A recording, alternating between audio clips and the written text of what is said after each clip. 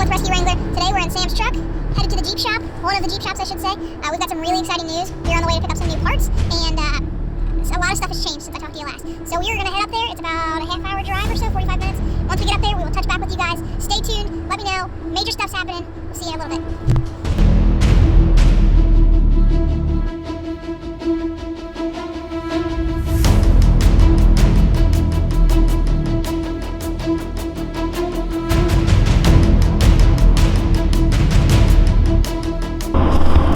What's up, guys?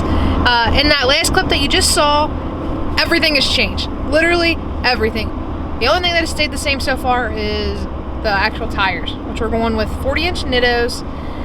We sold my 37s and my KMC beadlocks. I had the machetes. We sold those. We had Black Rhino wheels came in.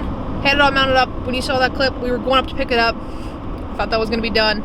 It went nuts from there.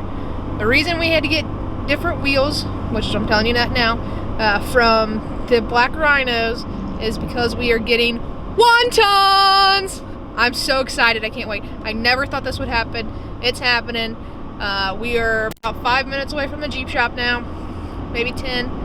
We're gonna go see them. They came in. My birthday was this past Tuesday, the 15th. They came in on that day. I got my new machetes back from Powder Coat.